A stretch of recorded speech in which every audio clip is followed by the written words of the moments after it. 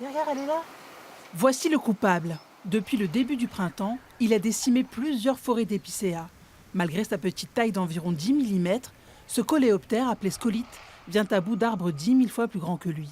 Sa prolifération, favorisée par la chaleur et l'humidité, fait qu'il est difficile de s'en débarrasser. Seule solution, l'abattage. Plantés il y a près d'un demi-siècle, ces arbres résineux n'avaient pourtant rien à faire dans les massifs forestiers du Nord.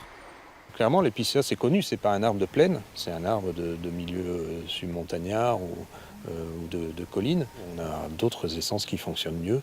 On n'a pas des types de sols qui conviennent non plus forcément à l'épicéa, qui peuvent chez nous être des sols trop humides. L'épicéa n'est pas un arbre de milieu humide. Au total, ce sont 30 hectares d'arbres de la forêt domaniale de Bon Secours qui disparaissent. Une perte économique évaluée à près de 150 000 € par l'Office national des forêts.